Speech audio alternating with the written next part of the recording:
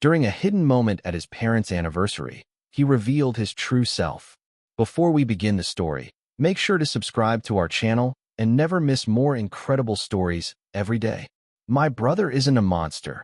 I'm telling myself when he hisses, delete that slide. In the service corridor behind the ballroom, his breath smells like champagne and mint, and the bulbs over the bus station flicker like a lie. I'm Alex, the one who handles the unglamorous details, cables, timelines, vendor calls, while my family polishes speeches and shoes. Tonight is Elena Antomas 50, a gold anniversary wrapped in white peonies and curated nostalgia. I rented the uplights, programmed the slideshow, and begged the band to learn my parents' first dance bolero. I believe in truth like it's a craft. Test it, ground it, wire tie it to something that won't fail when the room gets loud. Julian believes in image. Our family believes in Julian. The corridor is narrow, and the double doors behind me breathe bass from the ballroom. He's in his tux, cufflinks winking, jaw sharp enough to open parcels and people. You heard me, he says, smile stapled on for the waiters passing with tiramisu. Delete the photo of the check. What check? I stall. The donation, he says. It confuses the story. I should mention I've spent 3 weeks assembling receipts and vendor credits to keep this event under budget. I've tasted how money can turn rooms into mirrors. I've also heard Julian praised, for years, as a born leader, a rainmaker, a fixer of everything except what actually needs fixing. Julian, I say, it's Mom and Dad's favorite charity. They want it shown. He steps closer, voice low. Delete it, or I'll pull the plug on the open bar. I'll tell Dad you bungled the AV again. I'll make you disappear from this night. Something in me stops blinking. Say that again, I whisper. He tilts his head, mask slipping just enough to see the hooks beneath. People like you exist to carry cables, he says.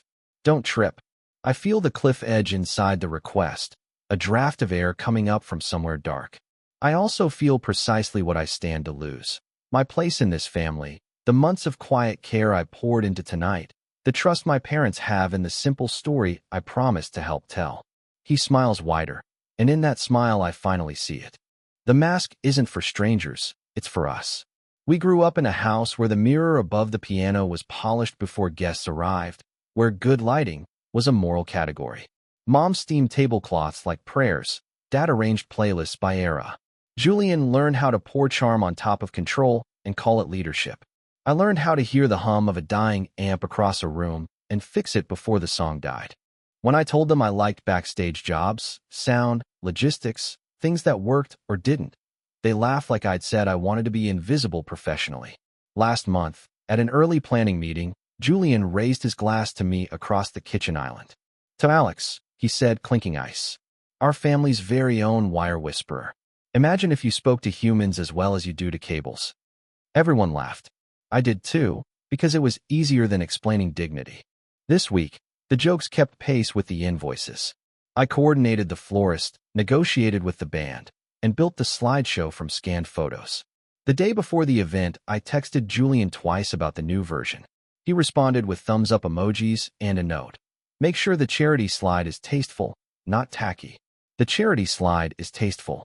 It shows a bank photo of a $25,000 donation in our parents' names, date stamped 2 weeks ago, with the nonprofit's logo.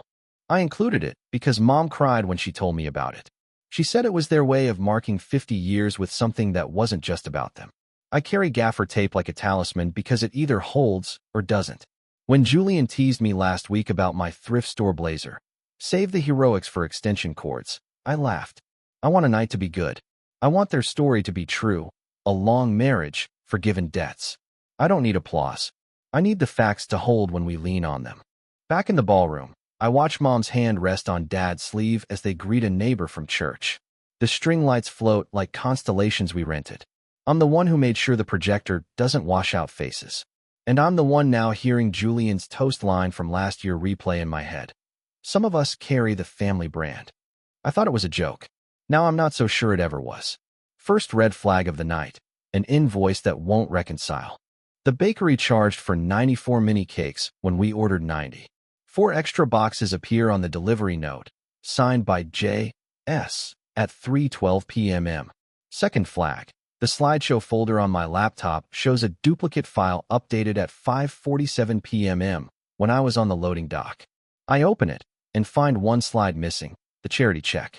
Third, a ring box in the AV Boost drawer, navy velvet, the kind you tuck into a jacket inner pocket and reveal during a toast if you want to win a room. No one told me there would be a proposal. No one tells me things that might matter. Julian glides, as always, leaving warmth in his wake the way a speedboat leaves churn. He air kisses Aunt Rosa, palms Dad's shoulder, laughs precisely at the right volume. Mom watches him like sunshine could once again be something you hand to a child. I tell myself I'm paranoid. I tell myself any event of this size has hiccups. But paranoia sounds a lot like math when timestamps don't add up. Near the bar, a vendor with a clipboard catches my sleeve. "Hey, Alex," she says sotto voce. "About that private order? I still need payment. It's under the family account, but it says charged to Elena Antomas Foundation. The amount is weird." She shows me $3,780. 67 on the form, handwritten, initials that look like J.S. Again. "We don't have a foundation," I say. Her eyebrows climb. Then someone invented one. Back in the booth, I open the trash folder on my laptop. The missing slide is there, deleted at 5:49 p.m. I click restore, heart drumming in my ears like the percussionist testing toms. I lock the presentation file and duplicate it to a thumb drive labeled Alex_Master. The good thing about backstage people, we assume something will go wrong, so we build a second set of bones.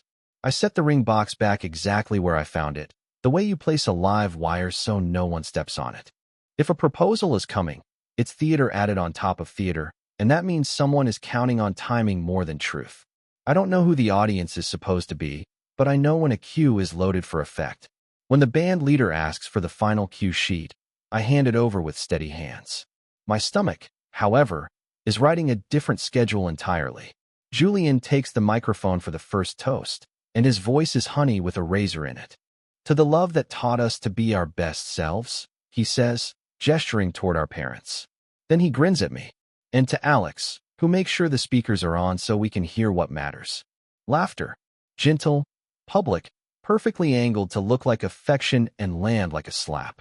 I smile back, the trained expression of every technician who has ever been thanked for being invisible. While the room warms to him, a man in a blazer stops at the edge of the stage and asks for me by name. "Vendor," he says when I step close. "We delivered the custom backdrop.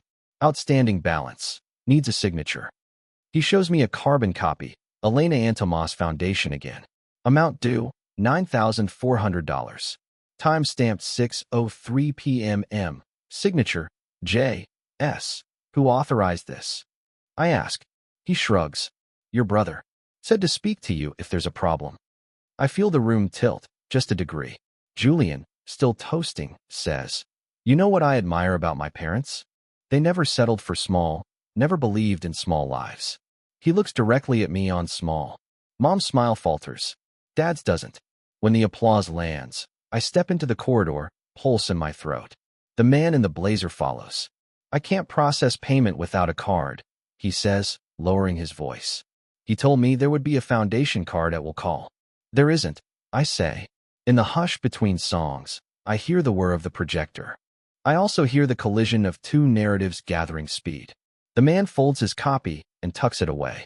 "I'll need to call my boss," he says. "We'll send a process server if we have to." "Don't want to, but," he glances toward the doors. "Beautiful party." My phone vibrates, a text from unknown. "Delete the check slide, or I'll make calls you won't like." The lights on the backdrop throb in a soft gold pulse, the kind of expensive subtlety you only notice if someone turns it off. I imagine a process server crossing that polished floor in 2 days, papers folded like napkins. I imagine Mom reading Foundation and thinking bedrock, not a hollow form. A violin trembles, glass rings, a server laughs in passing. Somewhere in this room, a story is being carved to fit. Julian watches me, his smile lacquered and wrong. Mom intercepts me near the dessert table, fingers cool on my wrist. "Are you having fun?" she asks, searching my face for an answer she can display.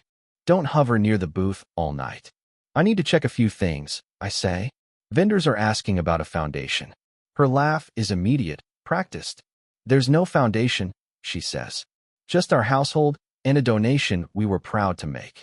Then someone is using your names, I tell her. Before worry can root, Dad appears with a neighbor, steering the conversation towards safer light. Alex, he says, offering a quick hug. Great job. Speakers sound warm. Even my old records never sounded that clean. Compliment as olive branch, as stay in your lane ticket. He means it kindly, which almost makes it worse. Aunt Rosa slides in after they drift away. You look like a person who found a leak, she murmurs.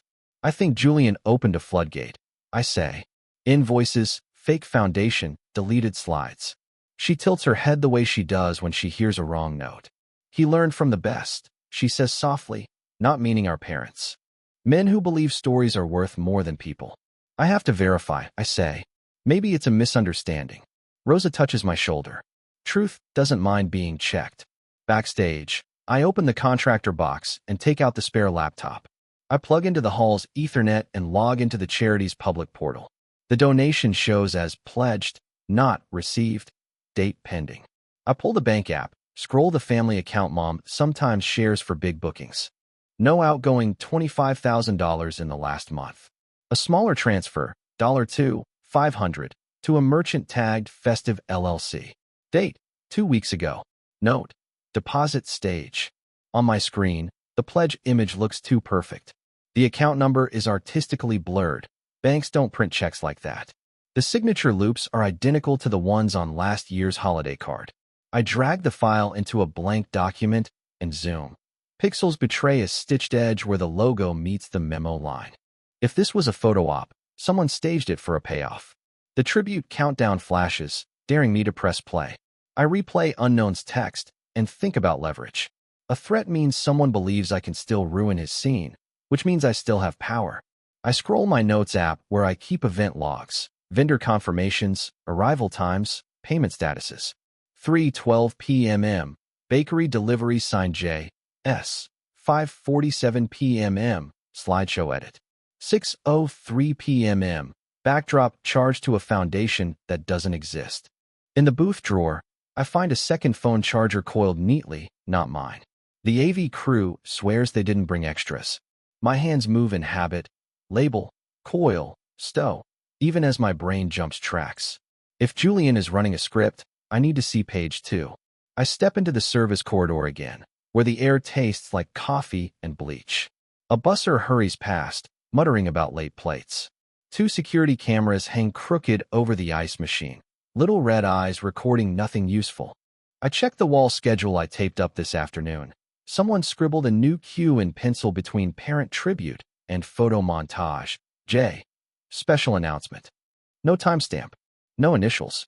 I find the coordinator near the kitchen door. Who added this cue? I ask, tapping the schedule. She squints. Your brother, she says. He told me to leave room for a surprise. Family moment. He promised it wouldn't disrupt dinners. Did he give you a file? Just a USB for the slideshow, she says. He said he replaced an outdated slide. He was very charming. Back in the booth, I check the system logs. At 5:47 p.m., a new device named Julian_Sony copied a single file to the slideshow folder, then disconnected. The file's metadata looks clean at first glance, until I expand the comments field and find Final Public. Use Alt if questioned. What's Alt? I whisper. Aunt Rosa appears behind me like a steadier conscience. You look pale, she says, setting down 2 cups of water. Julian added a special announcement, I tell her. And there's a duplicate file he calls Final. Rosa stares at the screen. Then don't let him be the director.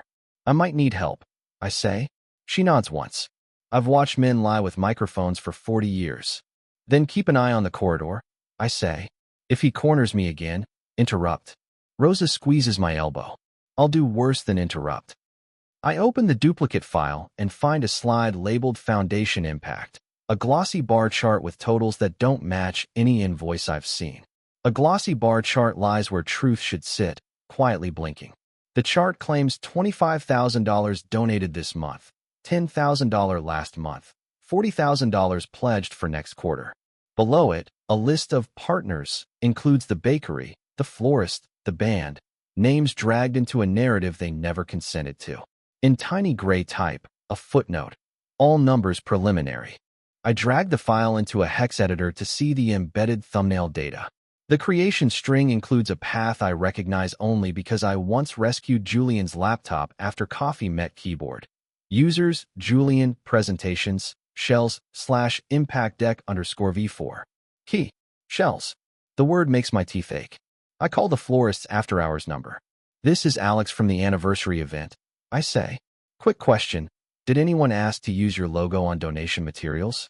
No, she says. We comped 2 centerpieces as a gift to Elena, like we discussed. Is there a problem? Not yet, I lie. You've been wonderful. I scroll to the bank texts on Mom's phone from earlier this week. She let me confirm a vendor deposit while we were arranging seating. A notification from First Harbor. Attempted charge, $11,200. Declined. Merchant, Festive LLC. If this wasn't you, call. Date, Tuesday, 9:14 a.m. Mom had frowned and said, probably the caterer's retainer glitch. She didn't call. She hates making trouble. The ring box in the drawer hums in my memory like a live cue. Who is Julian proposing to, if anyone? Or is the ring a prop? I open the rehearsal schedule and scan the call sheets. Julian arrived late, left early, and sent updates through staffers who rolled their eyes in the hallway after he passed. One of them, Sam, the lighting tech, texts me now. Heads up, bro asked for spotlight, like an awards show during tribute. Award show. Foundation. Special announcement. If he's planning to use my parents' anniversary to launder his story, I need a breaker switch that trips on truth. I text Rosa. Can you get Mom to the booth after first dance? Alone. She replies with a yes and a heart. In the ballroom, a waiter lights the last candle. The band leader gives me a thumbs up for the tribute. I cue the first bars of the bolero, and my parents float onto the floor like a promise made young and kept with stubborn tenderness.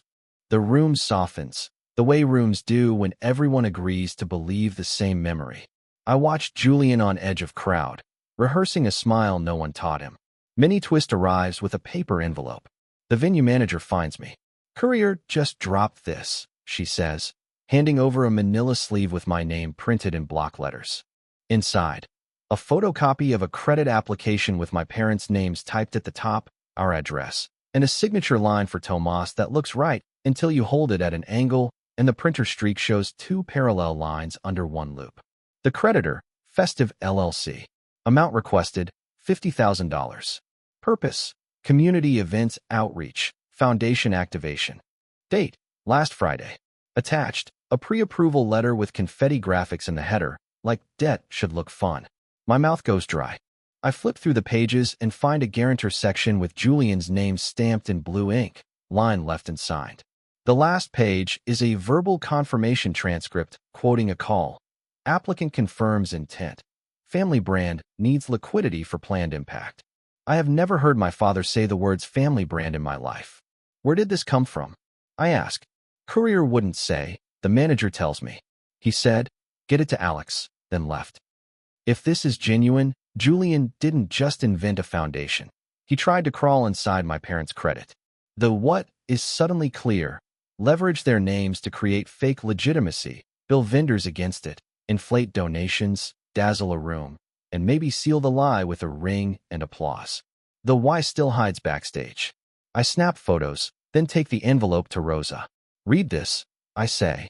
She does, slowly, under the string lights like scripture gone wrong. If your parents sign this, I'll eat the tablecloth, she says. What would you do? I ask. Shine a light, she says. But make sure the beam is coming from more than one lamp. Attorney Kim's card lives in my wallet from last year when I needed a lease reviewed. I step into the hall where the music is softer and call. She picks up on the second ring. Kim, she says. I talk fast. She listens faster. Email me the photos, she says. And do not accuse anyone on a microphone yet. Yet? Gather evidence. Then choose your stage. Julian rounds the corner, ring box open like a threat. I pocket the envelope and plaster on a neutral face. There you are, Julian says, like I've been hiding from his brilliance. He taps the ring box with 2 fingers. Tonight is going to be unforgettable. You'll get your cute little tech moment, and I'll handle the real impact. What impact? I ask. He leans against the wall, casual. People with money like to see where it goes. They like charts. They like to be part of something official. I'm giving them a door. A door into whose house? He smirks. Into a foundation with our name on it. Relax. I've got partners. The bakery and the band don't know their partners. I say. Don't be literal, he says. They'll thank us when donations roll in. Did you apply for credit in mom and dad's names? His eyes flicker. Then he laughs. Always so dramatic. If I had, it would be because they're the face. I'm the engine. You're wiring. Wiring keeps buildings from burning down. I say. He pushes off the wall and steps closer. Listen carefully. Don't put the check slide up. I'm replacing it with something better. If you cross me, I'll tell Dad you sabotaged the tribute, and he'll believe me because I don't live in hoodies. Get out of the booth, I say evenly. Make me, he whispers, and for a second it's just two boys in a hallway again, him with a fistful of rules he never had to follow. He walks into the ballroom, palms raised for applause, body already turning to present. I take a breath, then another, then email Kim the photos with the subject line, urgent, potential fraud, need witness. Her reply arrives in a minute. On my way. Text me a quiet entrance. I text the venue manager to route Kim through the loading dock. Then I pull the master presentation from my pocket drive and lock the booth laptop with a passcode only I use. 1975 Elena. If Julian wants to drive, he can do it without my cables. Rosa appears at my shoulder. You ready to make a choice? She asks. Almost, I say. I need proof Julian can't spin with adjectives. Then cut his mic when he needs it most, she says, smiling. Close call comes sooner than planned. During the parent tribute, the projector hiccups. A message flashes. Input changed. Insert news source. I didn't touch anything. I trace the HDMI with my hands and find a tiny splitter I didn't install dangling behind the rack. A new cable snakes to the side table where someone left a sleek black remote. I pick it up and find a sticker under the battery. Sony. The timing matches the device log from earlier. Julian's awards show spotlight warms from the grid. The lighting tech shrugs at me from the catwalk. Palms up, he only follows cues. On the stage, Julian glides into view as the video of our parents' early years fades into applause. Ladies and gentlemen, he says, and the light kisses the ring box. In honor of 50 years, a new era begins. I glance at Rosa. She's already moving, intercepting Mom with a question about cake flavors. Dad lingers with the neighbor, oblivious. I look at the screen where an unfamiliar slide appears. Foundation impact. With those false numbers. I hit the blackout key. The screen goes dark. The audience murmurs. Julian turns to the booth. Alex, he says into the mic, smile sharp. We rehearsed this. No. I say, though he can't hear me. I yank the rogue splitter and plug the main line directly into the projector. The system beeps, fights, then accepts the original source. Julian keeps talking. It gives me joy to announce the Elena Antomas Foundation, our family's promise to this city. He gestures toward my parents as if he invented them. Tonight we begin with a $25,000 donation. Stop. I whisper to the screen and press play on the real slideshow. The restored check photo fills the wall, but I've added something in the corner, a timestamp overlay, pulled from the file's EXIF, showing edited, 10:14 a.m. Canva export, and below it, status, pledged. The room tilts. Aunt Rosa exhales, good, like a prayer. Julian's smile cracks 1 degree. He pivots. And that's only the beginning, he says. In fact, we've already partnered with. I cut his mic. A soft pop, then silence. The audience laughs, thinking it's a bit. Julian's eyes find mine across the room, and the look says, you've just made an enemy who knows the exits. His stare promises payback, mapped to every exit I missed. The switch requires precision. I step to the podium before he regains control and tap the mic, quick tech issue. I say, keeping my voice pleasant. While we fix that, a brief note on the tribute files. Murmurs. I continue, holding eye contact with my parents. We're running the confirmed version. If anyone has updates, they'll go through me. Julian bares his teeth as a smile. Brother, he says lightly, I emailed the final. I have it, I reply. We'll review it after the scheduled program. I click to the next slide. My parents dancing in the kitchen in 1998, flour on their faces. The room sighs. I let the warmth hold for a count of 10, Then I motion to Rosa. She guides my mother toward the booth with a whispered pretense about a surprise song. Dad follows, curious. I meet them behind the curtain where the room can't see. Mom, Dad, I say quietly, someone tried to put charges through a foundation in your names. Mom blinks. What? Show me, Dad says, voice low. I hold up my phone. The attempted charge text, the pledge image metadata, the festive LLC note. I keep it simple. We need to pause any announcements until this is checked. Julian appears like a storm finally arriving. Alex is confused, he says smoothly. I set up a donor-advised fund. It's standard. Lawyers on board. Which lawyers? I ask. Name and firm. He doesn't blink. Carter and Moore, he says. He expects the name to intimidate me. Carter once handled a neighbor's probate. Attorney Kim is en route. I say. She'll verify. Mom's hand grips Dad's sleeve. Julian, she whispers, did you use our names? He laughs too loudly. Of course, Mama. It's your anniversary. Not like that, she says. A stagehand peeks in. We're ready for the toast, he whispers. 2 minutes, I tell him. Then, to Julian. We'll do your announcement with documentation on the screen, or we won't do it. His eyes sharpen. You wouldn't humiliate our parents, he says. I'm trying to protect them. I say. Pick a path. He leans in. Voice sugar over venom. Put truth on screen. Kim slips into the booth like a ghost through drywall. She's in a charcoal blazer, hair pinned, voice like a level set on 0. Show me what you have, she says. I hand her my phone and the envelope. She scans fast. The application is either forged or coached, she says. The signature's off, and the pre-approval letter is a marketing sheet, not binding. Julian steps in, smile lacquered.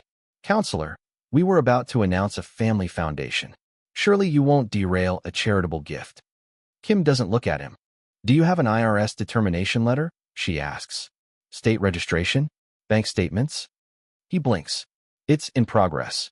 Then it's not a foundation, Kim says. It's a story. Rosa exhales through her nose like a bull offered a second red flag. I switch the projector input to my laptop and drag a new window over the slideshow. A simple table labeled receipts. Date. Amount. Merchant. Notes. I keep my tone calm. For transparency, I say into the mic, before we continue, we're clarifying a slide. The room stills in that eerie way rooms do when everyone senses a voltage shift. On screen, the table populates. October 6th, $2, 500, Festive LLC, stage deposit. October 21st, attempted $11,200, Festive LLC, declined. October 28th, $9, 400, backdrop, invoiced as foundation. The bakery line scrolls up, October 28th, $3, 780. 67, private order, initials J. S. Julian lunges for the laptop.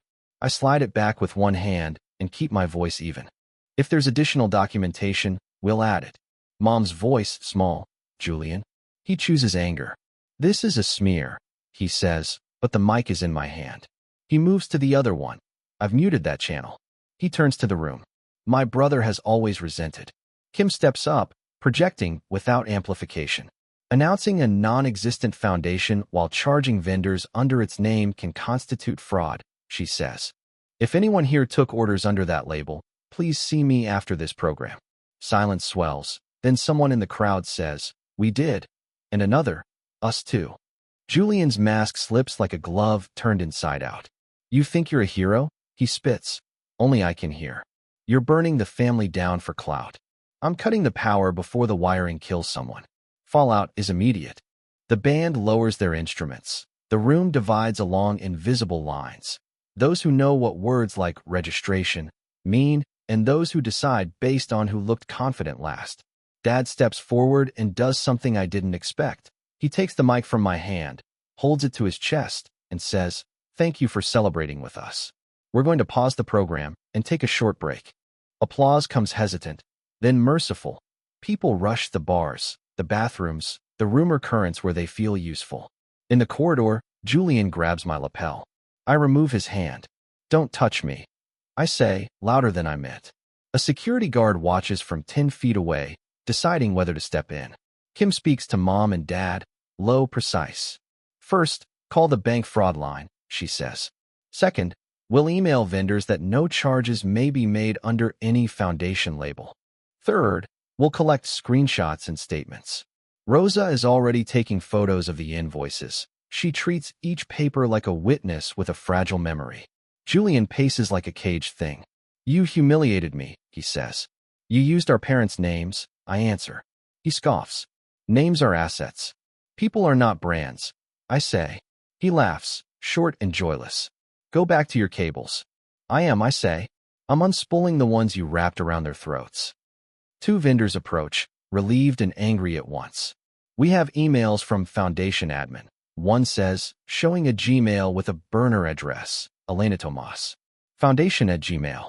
The signature block features a logo I've never seen.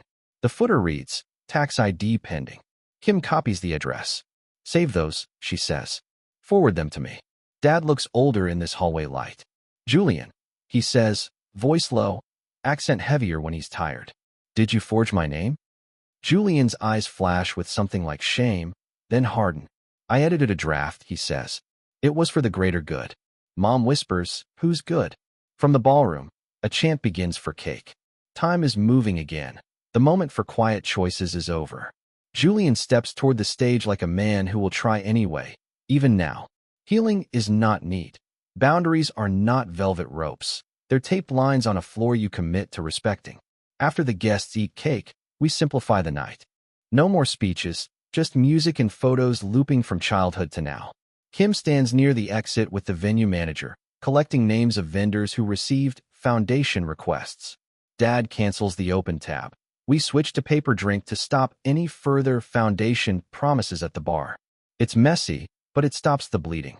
In a side room, Mom sits with Rosa and me, hands around a cup of water she doesn't drink. I loved his confidence, she says quietly. I didn't see the cost. It's not your fault, Rosa says. Charm hides the bill until the check arrives. Kim returns with updates. The bank froze pending charges and flagged Festive LLC, she says. We'll file a police report in the morning and send cease and desist to the burner email and any vendors who demand payment tonight. She looks at me. For your sanity, write down conditions for any help you give your family. In writing, no more quiet rescues. I nod. Here are mine, I say, pulling out my notes app. 1. No announcements without documentation. 2. I won't be the point of contact for anything financial. 3. If Julian calls me about money, I'll refer him to you. Mom blinks tears away. We will do therapy, she says, surprising me. Family. If he refuses, we go without him. Good, Kim says simply. Julian tries 3 times to retake the room. Each time, the band starts a song. The rhythm section is my favorite kind of gatekeeping. Eventually, he leaves through the side exit, ring box still unopened. He doesn't say goodbye. The relief comes not like applause, but like power returning to a grid after a storm, lights humming back one by one across a dark map. At the end, Dad stands with me by the empty dance floor. You did right, he says softly. I wish I had seen sooner. We all wanted a good story, I say. He nods. Next time, let's want truth first. Next time, I say, and let the room exhale. I pack the cables like promises I finally intend to keep. Reflection tastes like the coffee the servers brewed for cleanup. Bitter, hot, keeping my hands busy while my head slowly settles. I write this because someone will be where I stood, between the show and the wiring, between keeping peace and telling truth. Here's what I learned. People who trade on image will call your boundaries cruelty and your transparency betrayal. They will use words like family brand and greater good to turn you into a power source for their illusion. Do not listen. Check the files. Ask for dates, amounts, firm names, registration letters. If they call you small, remember that integrity is a scale that runs deep, not tall. After that night, we filed reports. The burner account went dark. Festive LLC turned out to be a shell registered to a co-working office with a mailbox staffed by people who shrugged when asked about mail for events outreach. Kim helped my parents draft a statement to vendors. Nothing owed under any foundation name.